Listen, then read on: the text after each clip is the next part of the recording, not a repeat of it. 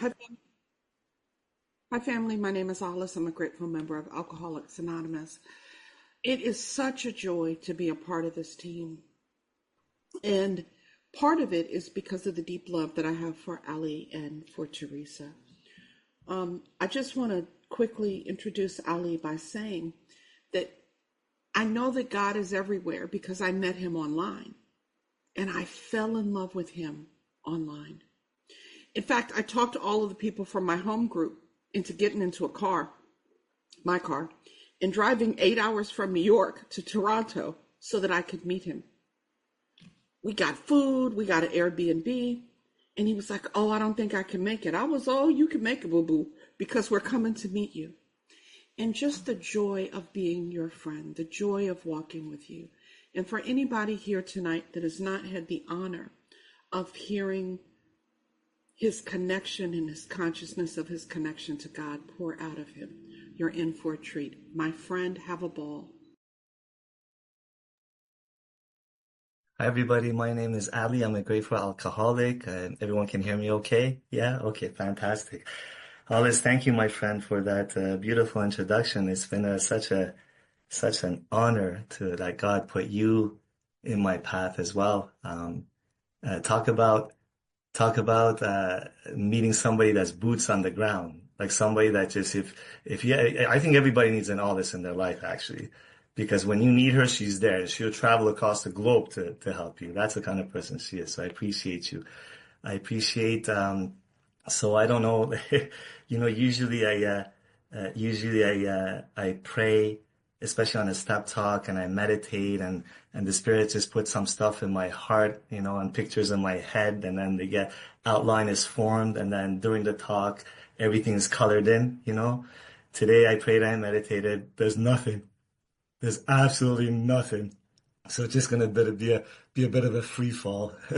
I don't know how much of a rigid step 11 talk is gonna be, but in my experience, I think the 11th step as a practice, um, what if it's effective, what it should eventually do for somebody is transform their heart and have them walk softly and carry a big book. Not the way I did for the first few years on fire with this thing. I think an 11 step, when it's practiced, um, it should emanate kindness through somebody and love through somebody. Um, that my ideas of 11 step have been transformed, what it is, what it should be, what it was. My rigidity has been just softened, you know? And I think as a result of that, I've deepened my relationship with this power, this loving power. This meeting started from a step 11 practice because of the step 11 practice. Then the pandemic hit. I'm sorry, I'm a little bit more nervous than usual. I probably won't take the 30 minutes because I want to hear Theresa speak. When the pandemic hit, the first thought that came was fear because everything shut down, right? And then the second thought that came was you need to be useful. So I got on my knees up in my son's room. I was sleeping over there because Afsi was injured at the time. And I got on my knees and I asked God to show me, God, how can I best serve? Can you please show me how I can serve? Because I know when I serve, my hands start trembling. When I seek to serve your kids, it's been my experience that a purposeful life is filled with a deep sense of meaning and purpose because of the desire to serve. And he put it on my heart to start a Step 11 meeting. So I called Theresa. I run everything. I used to run everything by Theresa. And she said it was a fantastic idea. And she actually came up with most of the format. And then the rest is history. And 5 years later, for the past 5 years, man, we have together gathered every Tuesday and have gathered around this humble table of ours and been dining this spiritual meal together, bit by bit, piece by piece. God's been spoon feeding me just a little bit at a time from the shares of the beautiful, powerful messengers that have been here, from the kindness that you guys show, from the way your generosity in showing up and giving us your time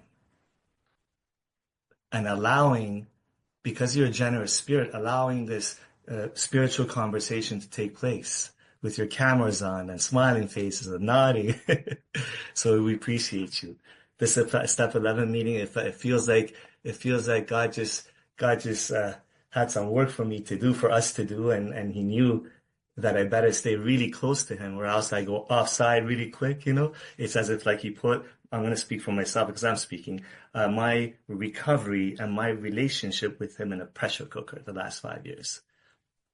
You know, what's happened for me his is as if like, okay, so I'll give you an example. Like I used to compete martial arts competitively when I was younger.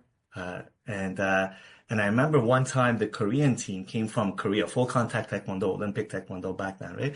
I remember this Korean team came and we trained 1 week with them. And in that week, they kicked our butts every single day. But when they left, our level of talent and our skill just like jumped 10 levels more than the 5 years previous to this when we trained by ourselves. So that's why I feel like it's happened for me here with you guys. Because you guys demonstrate. So not just by the words you say, not just by the words you say, because apparently verbal communication is like a couple of percent of actual communication. By the spirit from which it comes, what it is to walk with God, what it is to have a loving God in your life.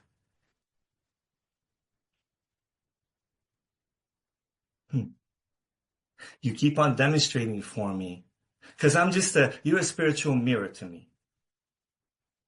I used to look out the world like it's a window, judging this and assessing that, and that's for me and that's not for me. Why are you meditating this way? You got to go line by line through the big book only, right?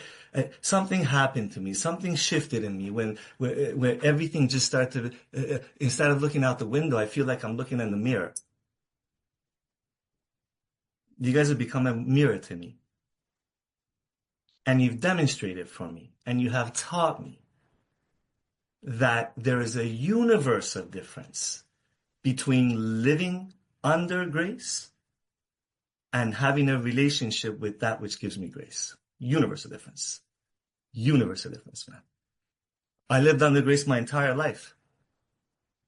From the war in Iran that we didn't die, bombs all around us, to the molestation, to the addicted fathers' beatings, so that I lived under grace my entire life and I had no clue.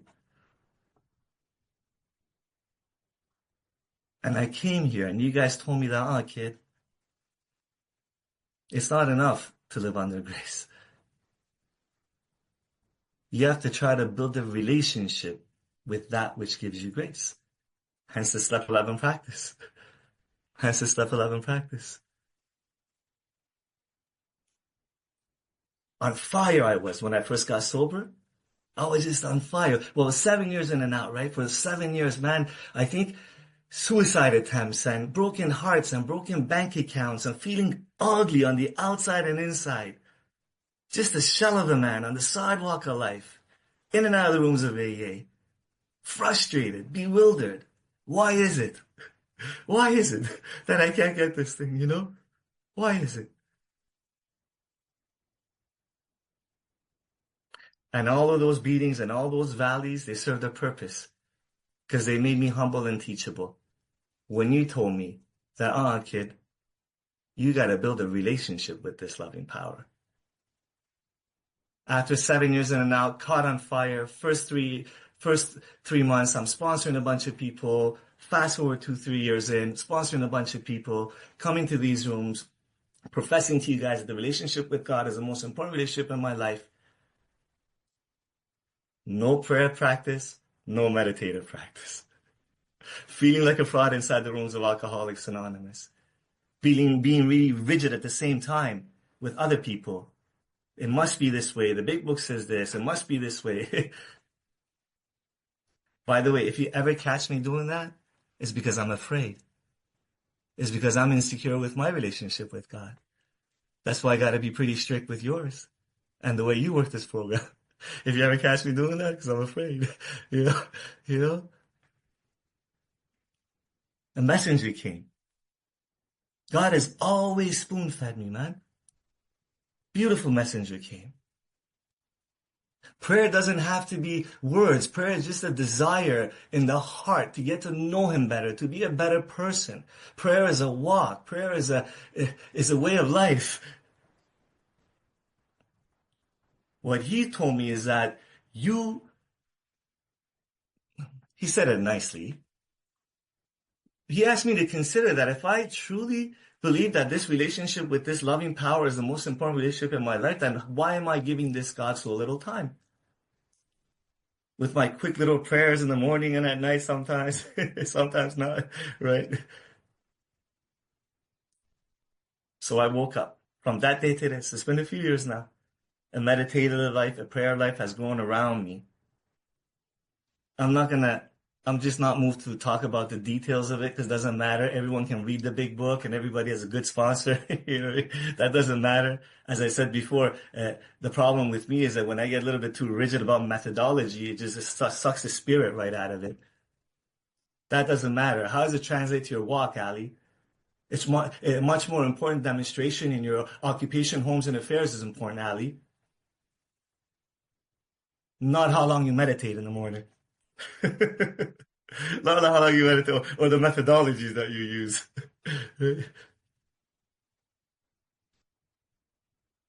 And I can't describe to you in a way that will do it justice, with words that will do justice to the experience the last few short years of my broken, fumbling, and stumbling, bent and warped walk.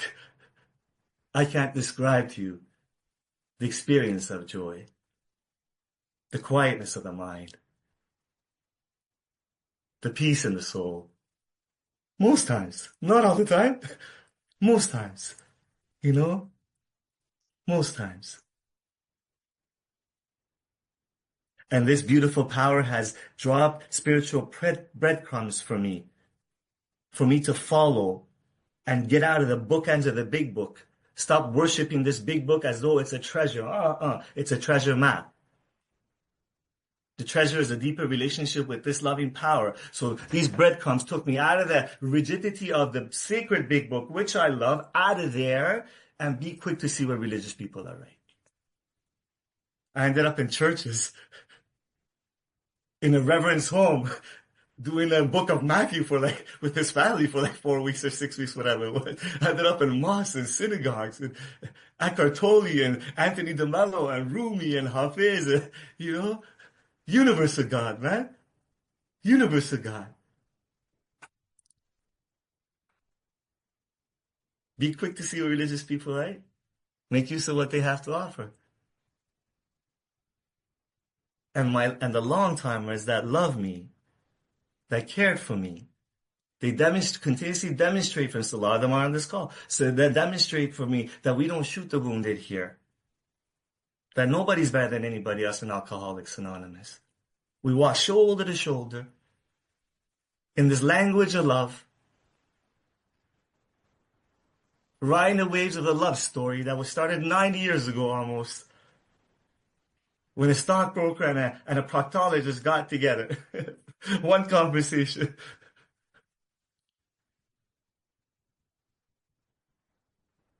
Yeah. And with these beautiful long-timers that spoon feed me with kindness, suggested to me is that I do anything that God puts on my heart to explore a deeper relationship with him, along with the big book, never instead of the big book.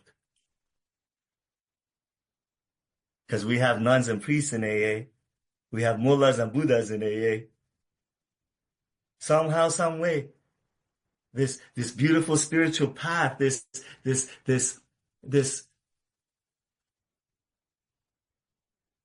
spiritual meal that we keep, delicious spiritual meal that we dine together, is not unique to me though. It's not unique to AA.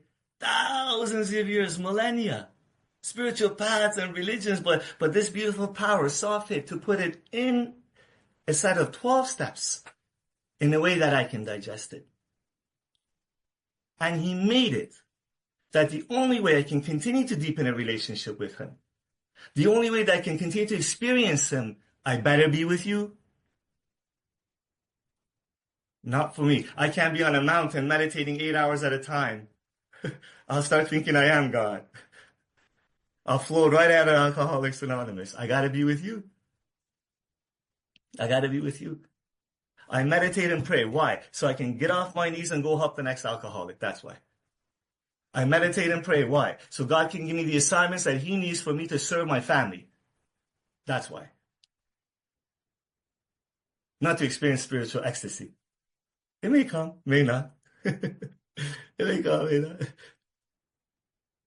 Because see, when meditation and prayer, when a step 11 practice it informs a walk of love, when it's about that, life becomes really meaningful and purposeful, man. What happens is that then I can survive the valleys in life, man. What happens is that that Rumi poem where that couple of lines where he says, being a candle is not easy. Because in order to give light, one must burn first. That becomes real in my life. Being a candle is not easy because in order to give light, one must burn first. Man, there have been valleys the last few years. We're in one right now, Afsi and I. The last year, man, it's been difficult. Commission job. Especially the last 4 months. Haven't slept properly in like 18 months. Because of the gift we have, 18-month-old Maximus up there. Right? The difficulty financial. It's just like life squeezing us. Squeezing me. And you know what? Here's the God's honest truth. I'm a little bit embarrassed to say, but okay. So if you squeeze lemon and put a little hole in it with a knife, what's going to come out is lemon juice. Pomegranate juice is not going to come out of the lemon, right?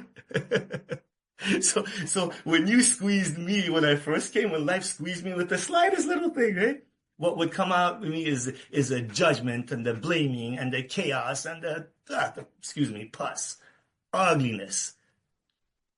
And through this beautiful path and you demonstrating through me and this loving God and my broken seeking to build a relationship with Him, all of a sudden, instead of the pus, lemon starts to come out of this. So, some delicious juice starts to come out of it. However, having said that, put me in the right situation, the wrong situation, long enough, no matter how hard I'm seeking.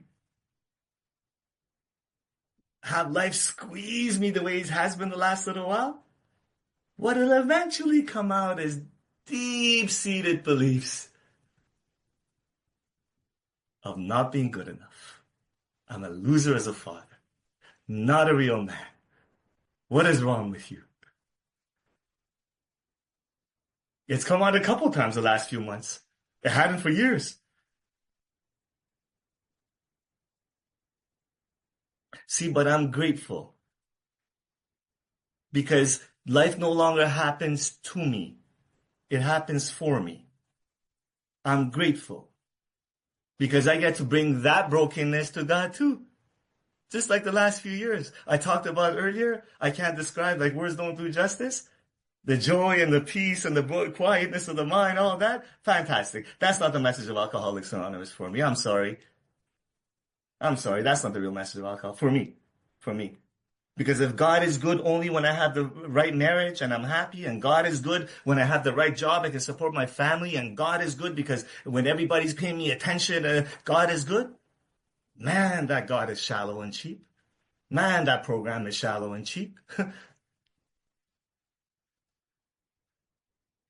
Is God good when you can't help support a family? Is God good then, Ali?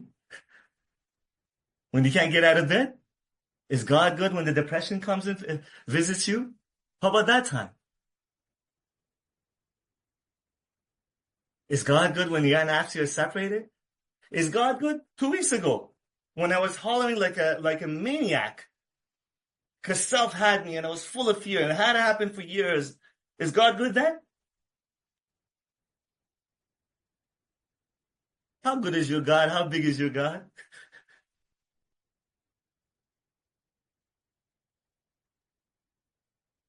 I'm here to report to you very humbly that my God is so good, man, and so big.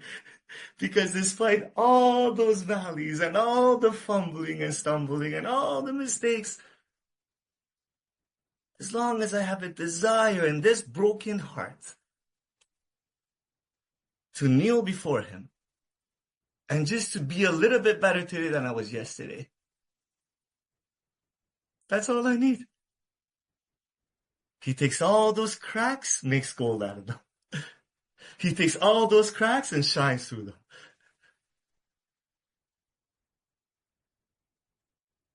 All those valleys, they serve a purpose. Because I don't live a life to be happy all the time anymore. I live a purposeful life. My prayers, every single prayer in this big book, my opinion, my point of view, somehow is about being useful. Somehow is about being useful.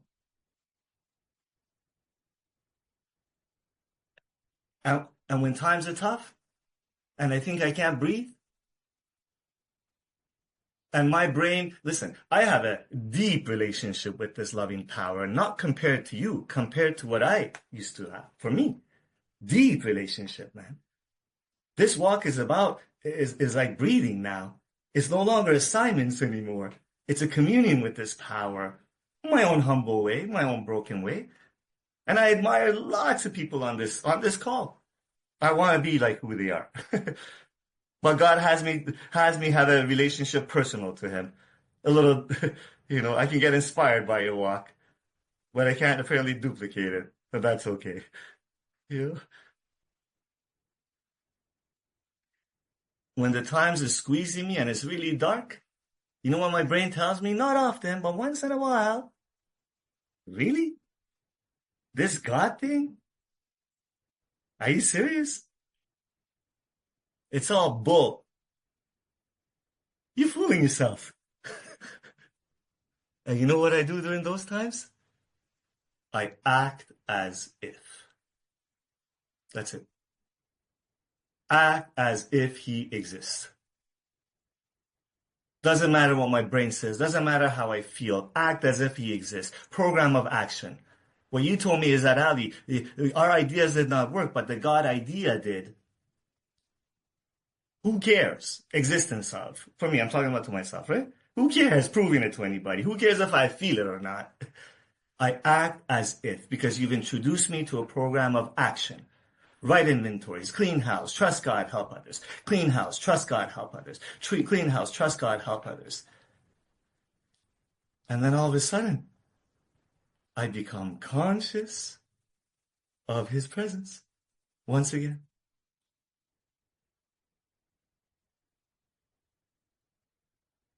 Conscious of His presence once again. I believe only for one reason and one reason only. Has He kept me sober? One reason and one reason only. I've had the beautiful experiences in this beautiful life that I've had the last few short years. To serve Him and to serve His kids. One reason and one reason only. By the way, I'll finish with this. God doesn't keep me sober, eh? And God doesn't keep me happy. My relationship with God keeps me sober. My relationship with God gives me peace and joy in my life. It's a level of seeking. It's the actions that I continue to take. You can't take step 11 out by itself in a vacuum. Self-examination, prayer, and meditation in order to pass it on. In order to pass it on, I don't know what that was. It was what it was. I was free falling because Spirit didn't give me anything beforehand. I love you guys very much. I truly, truly do. I'm better when I'm with you guys. Um, and I can't, I appreciate you for the last 5 years for showing up and giving us love. There's so many faces that I love that are on here. I'm not going to start naming one by one. And just one last thing I'll say is, Theresa, I have so much gratitude for you. Thank you for your walk and thank you thank you for everything that you've done for me and for this meeting. I can't wait to hear you, my friend. Thank you very much. Thank you so much, Ali. My name's Calvin, and I'm an alcoholic. And I get a chance to introduce somebody I really deeply care about. And why I'm saying that is we was having our first Zoom meeting as soon as the pandemic stopped in March. And we were looking for a speaker. So we asked Candace. And Candace sent us a present. Candace sent us Theresa. And Theresa was our first speaker at our meeting. And Theresa spoke about her dad being a priest. And she talked about her father having this library all around, books, hundreds and hundreds of books. And he read our big book, and he told Theresa, this one book contains all these books in my library. And I never forgot that. And she guided me to this meeting here, and I've been coming ever since. And I can count on one hand the times I missed. I watched Theresa take care of her mother from the drugstore, from the garage, so her mother could sleep, and she didn't want to wake her. I watched Theresa's feet work. My God, I watched some giants in this program. They come here, and they do this thing. And with that, I'd like to give you Theresa. Come on up, Sugarfoot. Come on.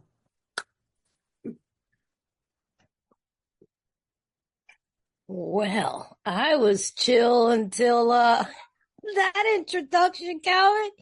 I got so emotional. Oh my, thank you. Yeah, that got me. Especially mentioned Daddy. Oof. Ooh, it just opened up my heart. Hi everyone, my name is Theresa. I'm an alcoholic. Grateful to be here, grateful to be sober because of a loving God. Happy anniversary. 5 years. But for the grace of God and people, the willingness to show up and our hunger to expand with our relationship with God. I'm grateful that we've had the platform available to do that. My sobriety date is March 29, 1990. I got a birthday coming up. Of course, I'll be reflecting, but there's no fronts, so I got 34 years. I haven't gotten 4 more days. We'll see what happens. Thank you so much, Ali. That was so inspirational. I would always joke because Ali is just so kind. I would always say I would say if you use that word kind one more time, I'm a bit rough, you know what I mean? And he's just so soft and gentle. So we're like oil and vinegar sometimes, salt and pepper. But yet we have the same baseline, right? Which is this passion and enthusiasm for recovery and a relationship with this power and being of service. So it's been an honor to be a part of this the last 5 years. And yes, he would come out of his meditation inspired. And then I go into meditation with the details. I'm good at the little details of how to put things together. And without all of you, we wouldn't be here. So much was coming to me as well when Ali was sharing that my excitement about this meeting was an opportunity to hear the multifaceted dynamics of people's personal relationship with this power that's in Alcoholics Anonymous. And that I get to come in with an open mind to take what applies and put the rest on the shelf. An opportunity to try something different that perhaps I didn't try before. And here's the step where we get to step outside the box of even our book, right? I enjoy this step so much because everyone that comes, sometimes there's a hesitation to share about other material and religious practices. And I'm like, here's the step where we can talk about that. Because it invites us to read inspirational books, to read other books, and to talk to religious people so we can get ideas on how to expand our own practice. I think about step 2, Step 2 was the beginning of this journey. Step 2 invited me to have an open mind. That is it possible, Theresa, that you don't have all the answers? Is it possible? I think about Ebby saying to Bill, you don't have to take it all at once, but can you just consider to find a conception of your own? That just in that conversation alone, when Evie mentioned that he found God, it set Bill on this journey of all of his biases and the innocence of his relationship with that power, and began to explore what was all that about for him, which then led him to say, if there is a God, show yourself to me.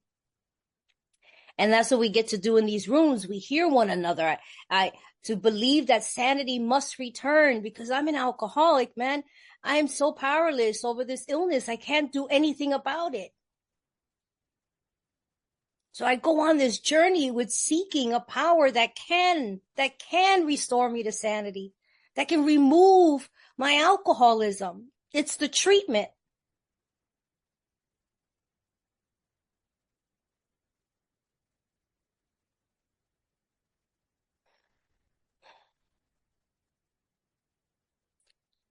Alcoholics Anonymous, for me, in building this relationship with this power,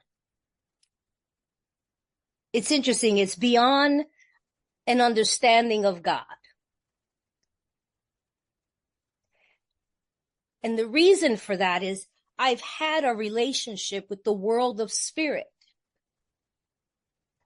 That was my safe place.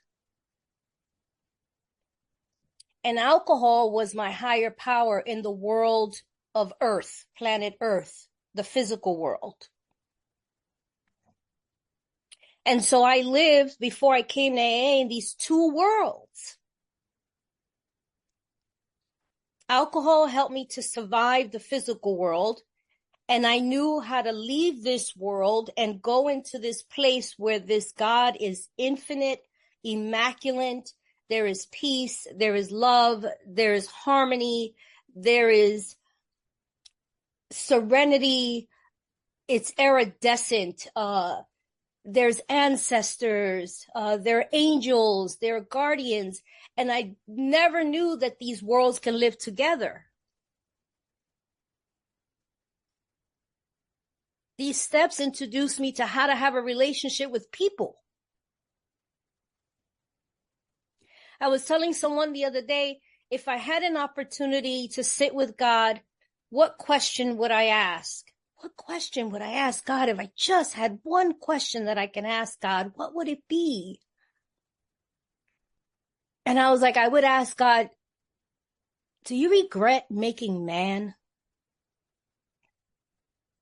Oh, that sounds crazy, y'all, but do you sit back and go, I should have just stayed with the plants and the animals? You know what I'm saying? And the water. Because it seemed since the beginning of time, the moment he made man and woman, it has been, whoo. I joke with my sponsees about there are times where I say, I want the Old Testament God, when I want revenge against those who transgression against me. Just burn them into a pillar of salt. Why don't you? Can you make a flood? Can we work with that one? And then when it comes to me and the things that I do, I want the New Testament God that forgives us for all of our sins.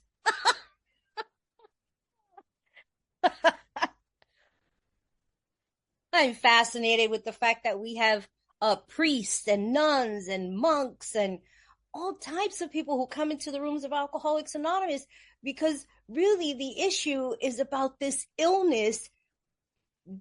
It's a fascinating, it's an insidious disease that gives me the delusion that I'm in charge, that gives me this illusion that I'm running things and I'm in control, and none of that is happening. And God is there all the time. God is everything, everywhere.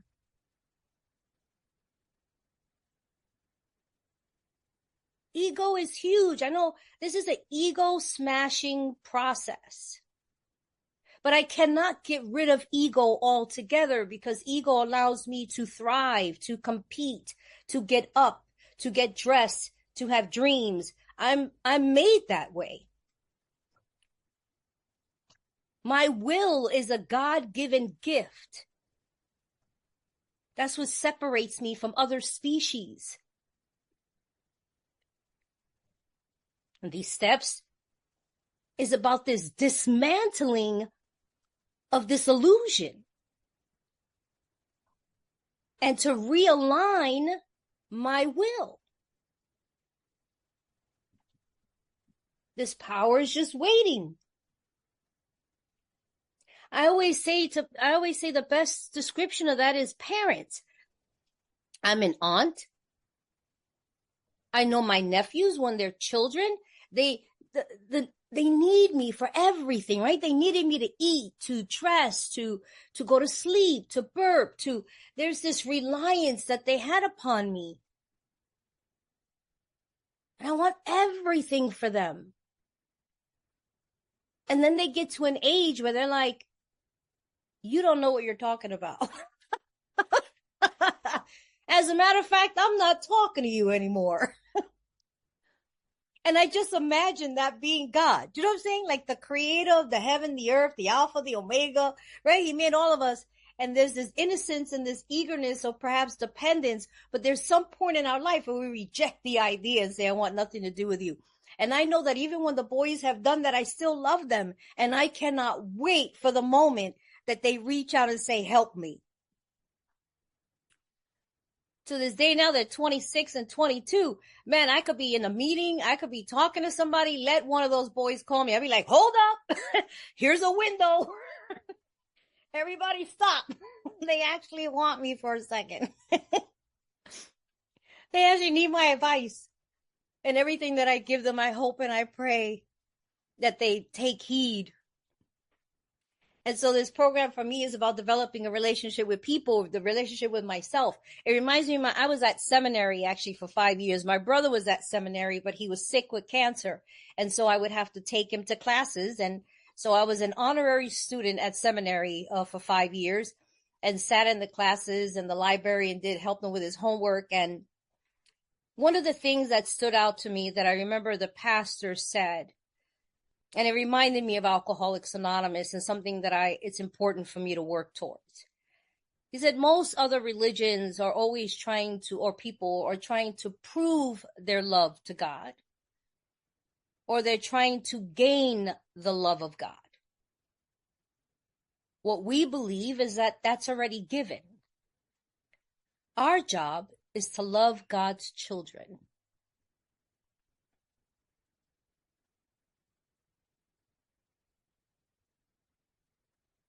These steps help me to dismantle and to remove everything and anything that blocks me from loving God's children.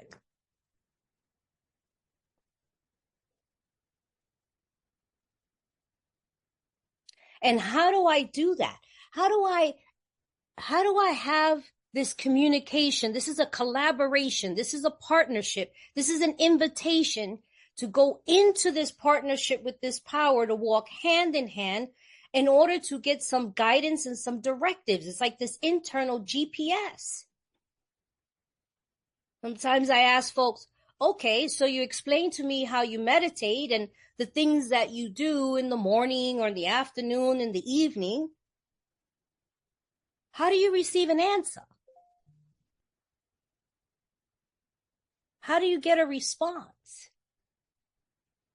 That's part of developing an understanding of God in my life, is how does God even talk to me? How do I hear the answer? It says the answers will come if your house is in order. How does the answer come?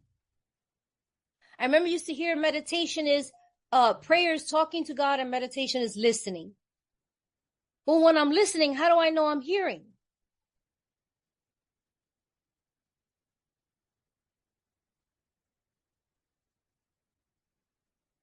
The practice of not only 11 step, but all the steps is so that I can intuitively hear.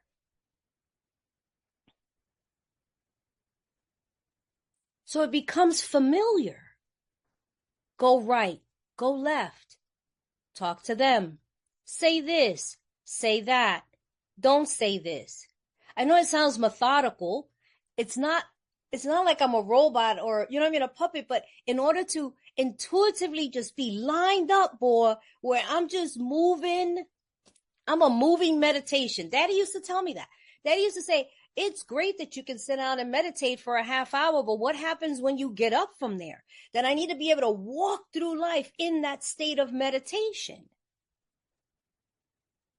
I've done a lot of things. I've done vision quests. I've set out in the wilderness with just a tarp waiting for a vision to appear in silence. I can go into silence for 15 days, 20 days. So just think that there was a time, the great mystics, what you want to do or you want to grow religious and spiritually is that you leave all your worldly possessions and you go into the Himalayas or you go into the convents or, you know what I mean? You go away from the people. Oh, I'm real spiritual in the mountains. When ain't nobody around. Me and God are good, man. When I've got no disturbance.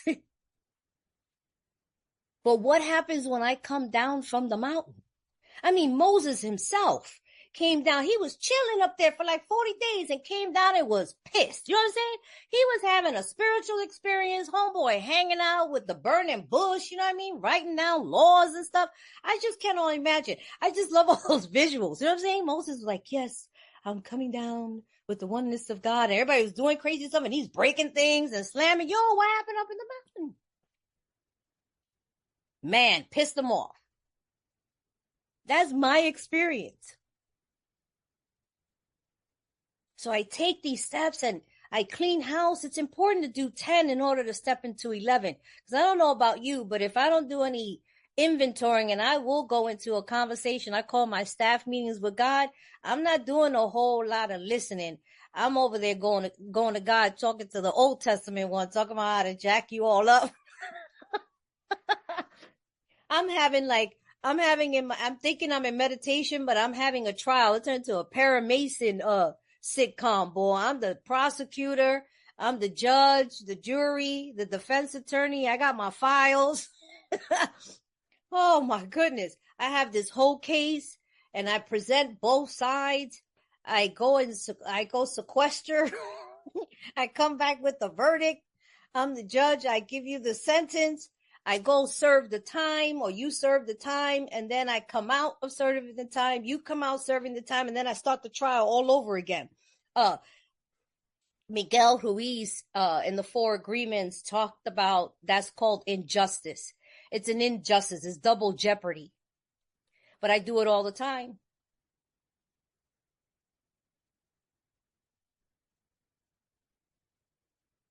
Building this relationship with this power helps me to understand that we're all broken.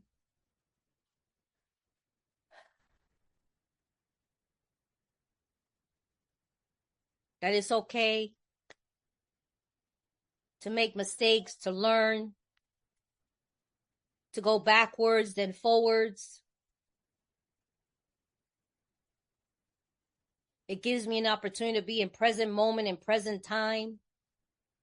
I refer to my dad a lot because he was my spiritual teacher. I've sat at my father's seat. And I would try to implement not only his teaching, but any of my spiritual teachers put into practice what they showed me. I wouldn't even pick up a spiritual book. I was taught not to pick up a spiritual book if I'm actually going to practice what's in it. I think that's why when I picked up the big book, I did what was in it because I was taught.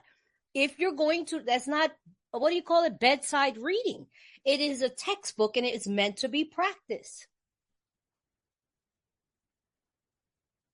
I have prayers that I can call on. There's like 100 and something names of God. It is a symbol that is the vortex of opening up the heavens. But I have to be mindful that I'm opening up the gate of this conversation, calling upon God. Now, how do I speak the rest of the day? How do I talk to you? I mean, there's so many things. I think in step 2, it talks about before we were in emotionalism. Was I really practicing a spiritual practice? I've gotten into spiritual madness. If anybody ever heard that, spiritual madness is when I'm in this place of utopia, of just being one with God. And then I come back to you and I'm depressed.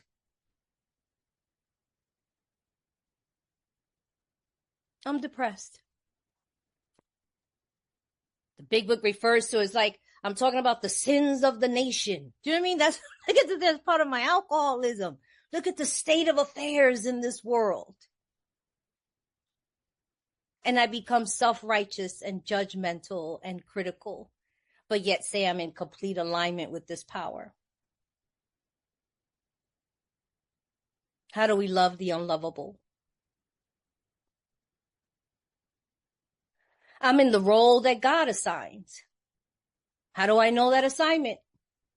And then when I'm in it, the ego tells me, I don't want to play this role. I want to create my own play. I think Sandy Beach talked about that. I love one of his talks talking about the janitor, right? The God assigns me a role to be a janitor. And then now all of a sudden I'm like, I don't like this. You guys have different roles. I want Oprah's role. Or I'm going to be this kind of janitor and I'm going to set this whole stage. All ego stuff, man. I remember I was in a state of spiritual madness. Been there a couple times. Just depressed being here. And Kim came home with a cassette tape from Carolyn Mays. I love Carolyn Mays. She's a great, talks about mysticism. And she gives me this cassette with Carolyn Mays, and it's called Spiritual Madness. And there was one thing she said in there, aside from so many nuggets, but this one thing that woke me up. She said, if you were meant to be a spirit, you would be. You're a human being. Get over it. And you know what I mean? I snapped out of it. I was like, what? If you were meant to be a spirit, you would be. You're a human being. Focus. I'm here to have a human experience. Oh, okay. Man, I love this stuff of spiritual development. I can get so caught up again. I get lost on what it is just to be human, man. Just to be human, to be present. I tell people I'm a priest by trade. I have so many obligations and rules and laws. And I remember telling Daddy, I think I smoke and curse just so I can remember that I'm human. You know what I'm saying? Just so I can remember that I'm a human being. Because I'm always like floating everywhere. My trials and tribulations and inventory is the world itself and the suffering of the people. Got to get right-sized with that. Okay, God, what are we doing? This step 11 is so I can learn how to be present. I know a lot of people go into meditation wanting to go into a state of nirvana. I'm like, that takes a long time to go into a complete state of nothingness. That's the one thing I hear people struggle is I sit down into meditation and I'm thinking too much. And I'm like, that's deep thought. Like, just let your thoughts go. It becomes one note and one noise, but we got to get to practice of just, you know what I mean? You just let that be. Just let that be. And as a result of sitting there and letting that be, what happens is I learn to be. And now I start navigating through life in that state of meditation.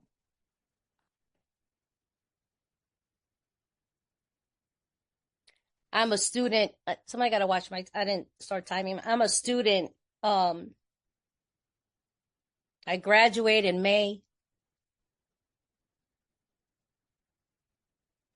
Actually, is on my brother's birthday, the 18th. It's also the Woodstock West. I think it's that Sunday. So that morning, I think I'm doing 12 and have graduation at 7 that same day. But in these years I've been in school, it's extracurriculum activity. It's exciting for me. I love learning. Alcoholics Anonymous definitely taught me how to have an open mind in so many areas. And I just love learning. It's a me thing. Everybody's always saying, Theresa, I'm a caregiver. I take care of people. And Mother Teresa, they joke, I'm always taking care of everybody in the world. And everyone tends to say to me, you know, you got to do self-care. You know, you got to learn how to take care of yourself. You got to set boundaries. And I'm like, then you're under the impression that I'm running on self-will.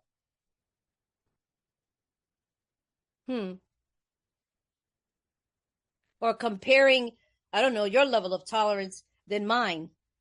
This is the role that God has assigned me. And if God assigns me this role to be a caregiver, then God gives me the strength, the courage, the determination, the resilience. I've said it many times. Okay, God, you be my back, my arms, my legs. I was talking to Alice earlier. I was just in the hospital. I still got this broken heart thing, and I have to watch out. I have these heart attacks that just pop up all of a sudden. So I was in the ER, and the doctor's like, I think I need to keep you to run some more tests. And I'm like, no, I'm Humpty Dumpty. You need to put me back together again. Where's all the king horses and all the king's men? I've got a kingdom. I got people at home that can't feed themselves. You're my team. That's self-care. I have a team of doctors that come together and put me back together again. Oh, my Lord. But I love learning, and I have religious studies. You know, I'm also now doing a double major. The department, the head of the Department of Religious Studies contacted me and says, I wouldn't invite anybody else to do this, Theresa, but I think it'll be great if you just get a double major and do a major in religious studies. Would you be willing to do one more semester? And I was like, only if it's fun. And I love religious studies because it's not about religion. It's about our culture and our society, and historically how history, the role that religion has played in our society. I love the fact that it's, you know, I have death and dying in one of my subjects, and religion itself, and globally, and researching civic engagement. I just love all of that. And just looking at the multifaceted dynamics of this God idea. Religious doctrine. Religious studies is not theology. I remember going in there, and it's something that we talk about in A. I remember going in there years ago when I first started a religious class, and they said, what is religion? I'm like, a group of people who decide what God is. Wrong. We do everything religiously. Baseball is religion. Football is religion. I love people come to AA and go, I'm spiritual. I'm not religious. I'm a recovering Catholic or something, or I don't do this religious thing. And I'm like, you don't? Well, the last time I heard, you go to Sunday morning at 9:30 Big Book study religiously. No matter what's going on in your life, that's where you at Sunday morning. I don't know, but I could have sworn that I heard things like, according to Bill W., according to page so-and-so of the Big Book of Alcoholics Anonymous, it states, da-da-da-da, our book says, da-da-da. I'm like, that sounds a little bit like what be happening over there at the Roman Catholic Church on Sundays. I'm just saying. I just heard that the last time I went to that Baptist church. Thank you. Thank you. And so I do AA religiously, right? I do my practices religiously, rituals and things that I dedicate myself to, the things that I believe. And what I love about this whole process is that it's forever changing. That's why this meeting is awesome. How many people walked away with doing a 2-step prayer after hearing Polly Pistol talk about it? Or what was it? Kathy talked about it. I mean, so people, and then people are like, oh my God, I'm doing that 2-way prayer. Or listening to music, or listening to the sounds of the ocean. This is all about our process of just seeking, man. It's in the seeking. I never arrive. The day I arrive is the day I'm going to be 6 feet under. I remember getting nervous with Daddy when Daddy's always talked to me about nothingness. Nothingness, non-is it, total detachment, the nothingness. And he was in a place where there was complete nothingness. And I said, does that mean you leaving? Because you leaving the planet when you're in a complete place of nothingness. I have attachments to relationships, attachments to things that I want, my clothes, and that keeps me here. So my journey through these 12 steps, in particular, step 11, I call it a staff meeting with God, because he is my employer, my director. I go into my staff meeting and have my little powwows, and I can pop in and out through the day and be like, knock, knock, can I talk to you for a second? You know how we doing at work, like, can I talk to you for a minute?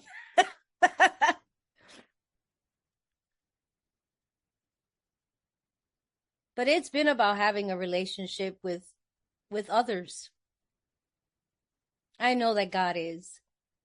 That God has always been there. That in step 10, we enter the world of spirit. The miracle is that the drinking problem is now removed. We're in a place of neutrality, safe and protected, no longer swearing off forever. We have intuitive thought and inspiration.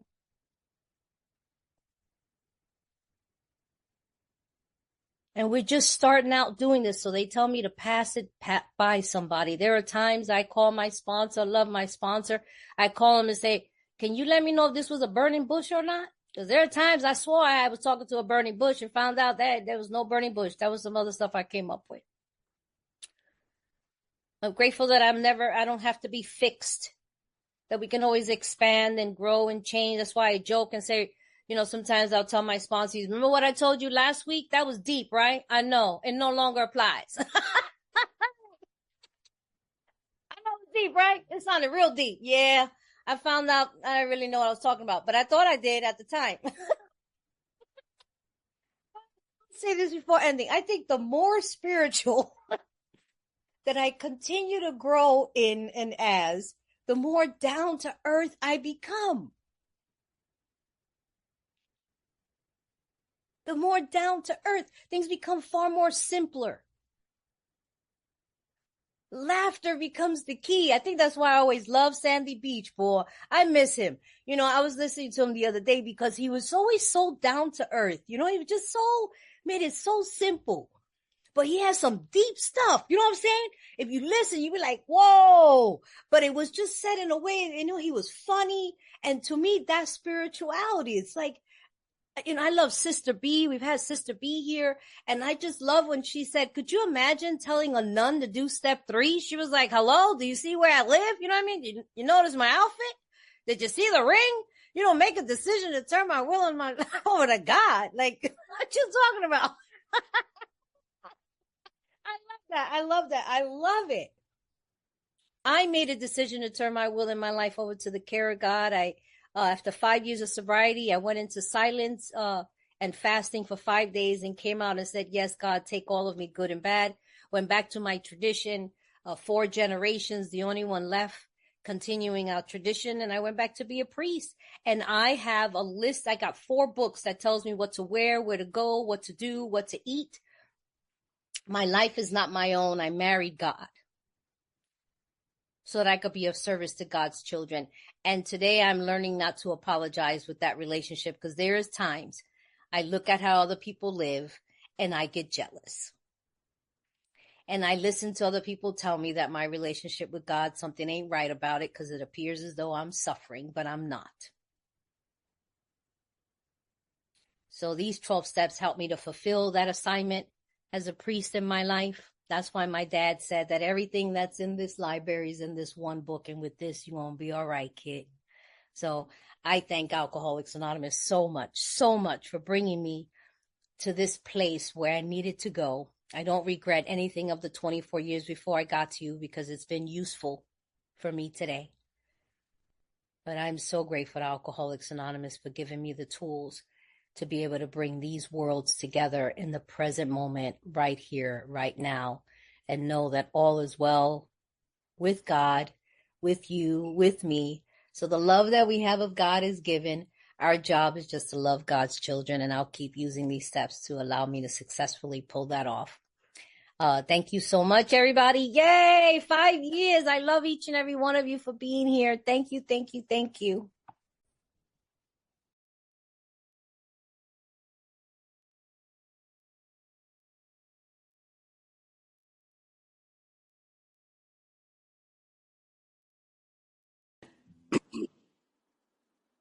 I want to begin with appreciation for the founders of this meeting, Ali and Theresa. Thank you for coming together with an inspiration and a plan. Thank you for holding a space for 5 years for us to come together and explore our 11-step practice. There was plenty. I see Marilyn's hand, but there was plenty of meat on the bone. I would encourage people to take advantage of this rare opportunity to have access to Theresa and Ali for questions. So without further ado, Marilyn, please come on in. Thank you, Alice. My name is Marilyn. I am alcoholic. I just have to say thank you. First of all, thank you to the Fellowship of the Spirit for this 11-step workshop. I've been coming here for a little over 2 years. And that's where I met Ali and Theresa. I knew Alice already, but I joined her here as well. And you all have changed my spiritual life. I just want to say thank you. I don't have a single question. I just had to stop and say thank you and get this going.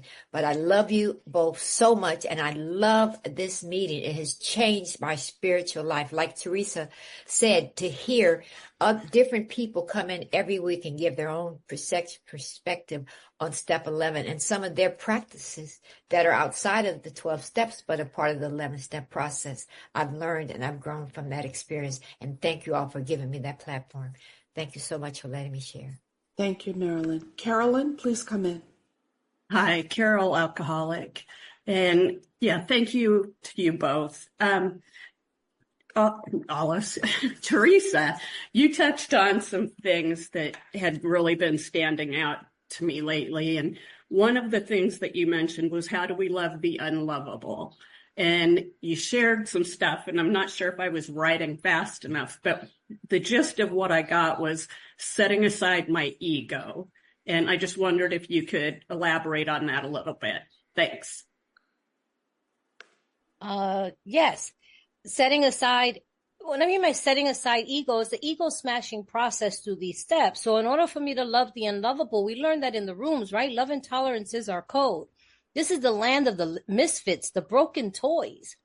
And so we don't shoot our wounded. And so what I learned is through the 12 steps, if I clean house and get out of the way of my prejudices, my judgments, my criticism, my self-righteousness, and I ask God to guide me, there's my internal GPS intuitively, then it's no longer about what I think about you. It's about what is my assignment to be of service to you. And that is what I've experienced with loving the unlovable. I was the caregiver to most of my abusers. And I loved them. I gave them everything that I thought I didn't get from them. That took a lot of cleaning house. A lot of cleaning house. It wasn't just a moral thing for me to do. It took a lot of cleaning house every moment throughout my engagement to be present enough to just love them for whoever they were, however they were. So I hope that helped. But that's an ego smashing process, because my ego is telling me you shouldn't be like that. You shouldn't act like that. You shouldn't talk like that. You shouldn't look like that. That to me is all ego. And who am I to say you shouldn't? It's amazing how I want to say what you shouldn't be, but then when it comes to me, I'm like, you should understand. I just love it. Okay. Thank you. I want to acknowledge that there's a lot of love in the chat. Josh, my friend, please come in. How's it going, guys? Hey, my name God's name's going on here. Hey, how's it going? My name's Josh Baker. I'm an alcoholic. And Theresa, that was a beautiful share. My question is for you, Ali. You touched something in me today when you were talking about trusting God and when the chips are down, you know, because it's easy to trust God when you're at Disneyland with an ice cream in your mouth and money in the bank. But like when things hurt, and I mean beyond hurt and suffering and pain, you know, and the trust isn't there. And I'm embarrassed and ashamed to say that the trust isn't there today for me. You know, I'm going through some stuff, and I don't want to be in that head state. You mentioned act as if. Do you have any other pointers? Because I really wanting to plug into the power, and I'm struggling. So that's my truth. Hey, Josh, thank you, brother, for sharing yourself transparently and honestly. I think just the fact that we put it on the table and what's this? Deny. Okay, somebody sent me something. Just the fact that we disrobe in front of each other and just like and allow others to see the brokenness, God starts to just shine in, you know, because it gets me like what you just did right now. What it gets me present to the fact that it's all sacred. All of it is sacred. Like when I think about it, if it wasn't for the years of drinking and trying not to drink and drinking and trying not to drink and the suicide attempts and the slash wrists and the hospital visits and the broken hearts, if it wasn't for all of that, I would never come in this program and surrender my ideas and have this loving God transform me. Not into a better looking caterpillar, transformation. Caterpillar goes into a cocoon of darkness, probably confused and scared. I'm making a whole bunch of assumptions right now, like I know what a caterpillar feels, okay? All of a sudden comes out a butterfly. Transformation. So, brother, when I go through the valleys, I stay in the middle of the circle and triangle. I stay close to the people that are really doing this thing. I stay humble. I take direction, and I act as if. Because just like before I came here, what that led me to, the pain and the suffering that I go through today, it's just a portal for a deeper experience with this loving power. You know what I mean? I'll end with this. I think it was the Buddha, another spiritual teacher from thousands of years ago. Pain is inevitable. She's going to leave. I'm going to get fired. I'm going to hurt myself. Pain is inevitable. And life is full of suffering. But suffering is optional, brother. Suffering only happens when I come from a self-centered place constantly. What's happening to me? How do I feel? What's happening to me? What's happening? That's why when those kids molested me at the age of 7, I carried it for 20, 30 years after that.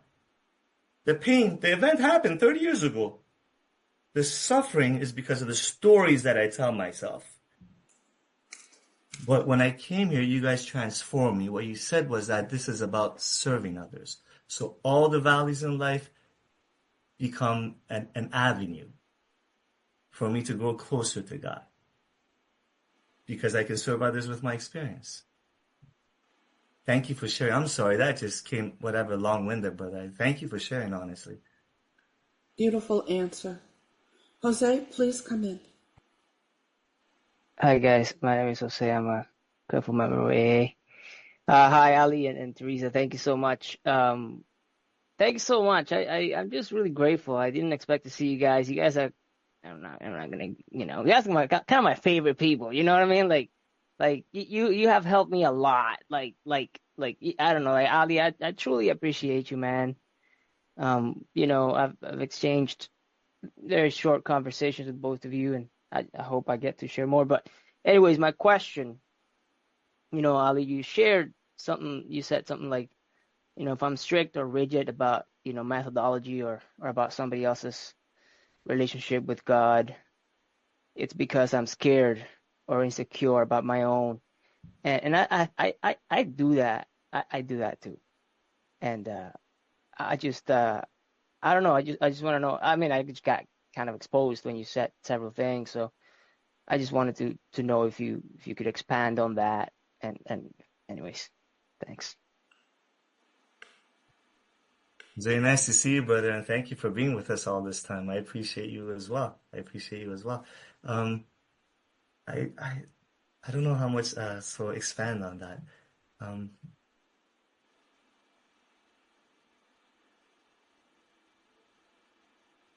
When my walk and my talk start to diverge, start to go different separate directions with it, I start to feel like a fraud.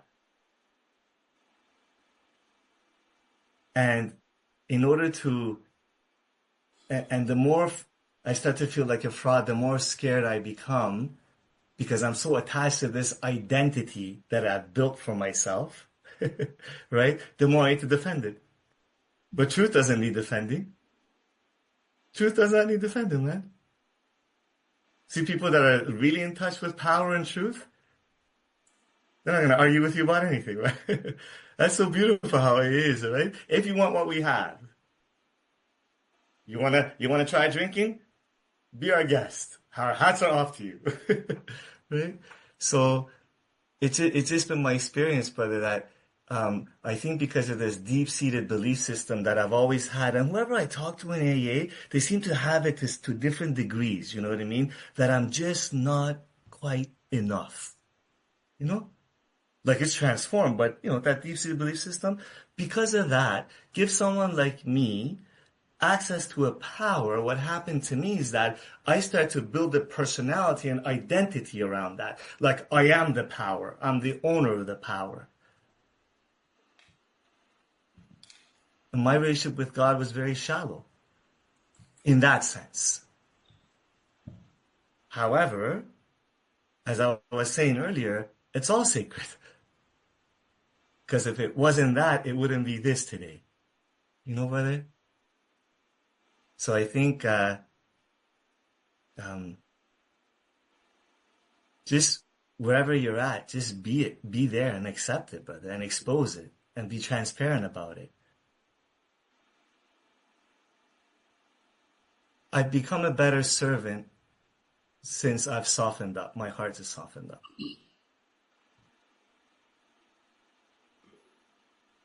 That's all. And by the way, today, if I point at somebody and say, look at what they're doing, how rigid they are, if I do that, they're just a spiritual mirror to me. That's just a spiritual mirror to me. Theresa was saying, can I love the unlovable? Just the way I want to be loved when I'm unlovable? Can I do that? Right? Thank you. I have a question in the chat from somebody I love very much. I'll just read it directly. Can you ask if they've ever felt like they disappointed God and how they dealt with it? I'm tired of feeling like such a big disappointment. The Spirit tells me to do one thing, and I do the opposite. That's for both Theresa and Ellie.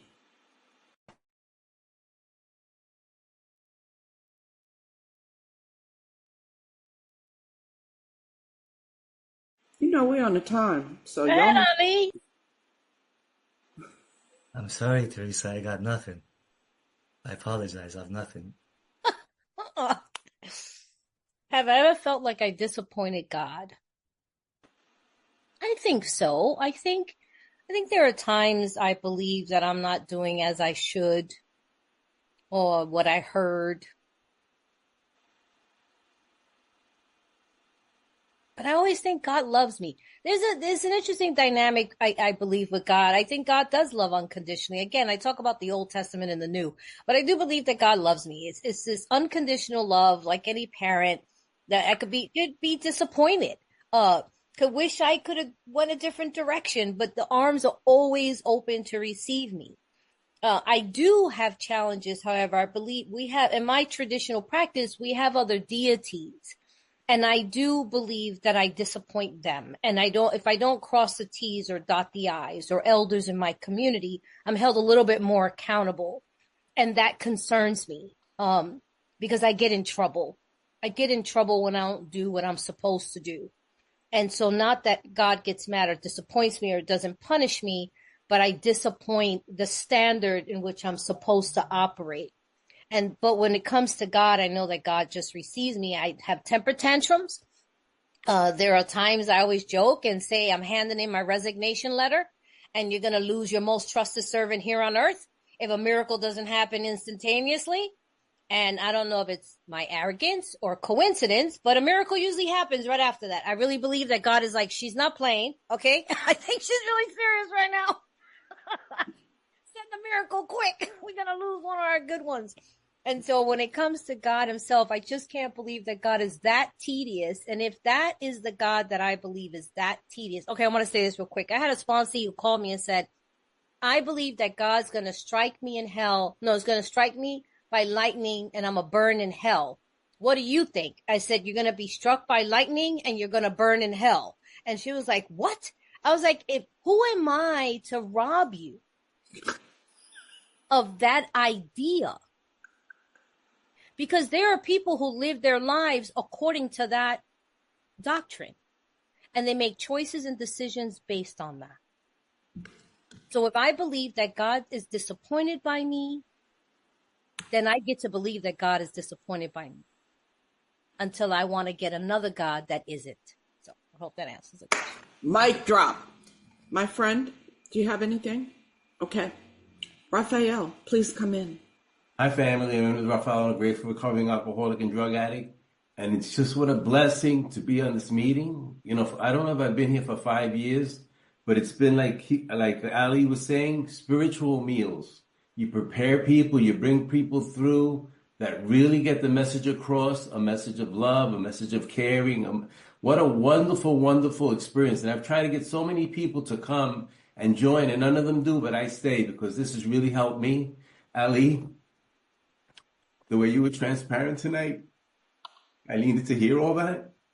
God used you like an angel, and I'm so blessed to be part of this program, having you people in my life, and this meeting that has just really been a transformation. Has helped me deepen my relationship, and the people that you've put on, like Mildred, that I know she's on here, Peter M., Ralph White, these people that you just bring that feed, pure love, pure energy, and it just gets me excited about being sober, Thank you so much, and I wish you many, many more years of sobriety and of being of use and letting God continue to use you guys. Love you.